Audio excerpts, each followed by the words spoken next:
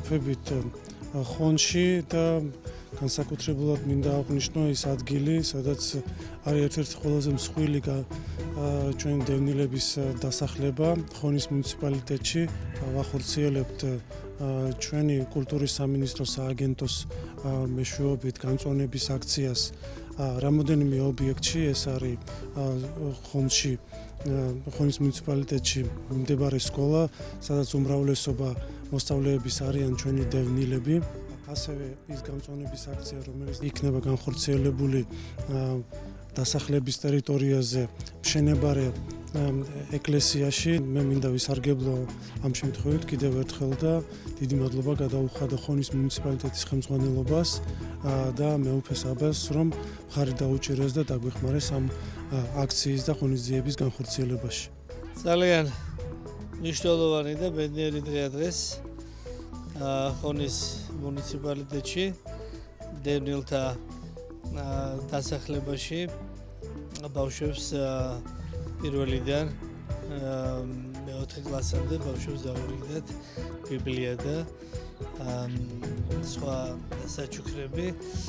ეს არის ინიციატივა აფხაზეთის მთავრობის და ამ მთავრობაში არსებული სულიერების ცენტრის და მინდა ამ შემთხვევით ვისარგებლო და მადლობა უთხრა მათ. პირველად ვესწრები ასეთ ღონისძიებას, სადაც მთავრობის ხელმძღვანელები ბავშვებს ურიგებენ სკოლის მასწავლებლებს ბიბლიას.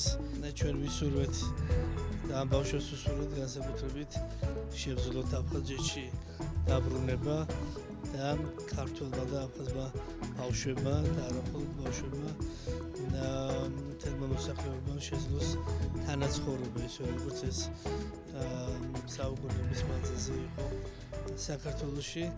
ჩვენ ვიცით, რომ ეს ასეც იქნება, მაგრამ ვისურვებთ, რომ ეს შეიძლება მალე იყოს.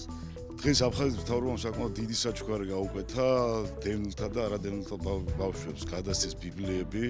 ასევე გარდა ამისა ჩამოგვიტანდა საჩუქრად ნერგები, რომლებიც დაირგო უკვე სკოლის ეზოში, ბაღის ეზოში, ეკლესიის ახლა დაშენებული ეკლესიის ეზოში და მე მინდა მადლობა გადაუხადო აფხაზეთის მთავრობას. ეს არ არის პირველი ასე რომ ვთქვათ საჩუქარი და პირველი მათი ვიზიტი, საკმაოდ ხშირი ვიზიტებით გამოირჩევიან და ყოველ ჩამოსვლაზე გარკვეულ რაღაცებს საჩუქრად უკეთებენ დევნილთა დასახლებას და ეს არის დიდი სტიმული თვითონ დევნილებისათვის. პროექტის ფარგლებში ჯანსაღი ცხოვრება და სუფთა გარემო კულტურის, სპორტის და ახალგაზრდულ საქმეთა სააგენტოს ინიციატივით ხონში დევნილთა ჩასახლებაში დღეს დაირგო 200 ნერგი ფიჭვი და ძალიან სასიხარულოა ეს აქცია განსაკუთრებით იმ მხრივ, რომ ბევრი ახალგაზრდა და ბევრი ბავშვი იყო ჩართული. ჩვენ გავამწვანეთ მათი სკოლის, მათი ბაღის ტერიტორია, მათი ეკლესიის და მათი საცხოვრებელი სახლების ტერიტორია და ბავშვები შეგვიყვნენ, რომ ძალიან მოუვლიან და ასე თქვეს, რომ თერმოსითაც კი დაუსხავთ წყალსა და ძალიან მიხარია.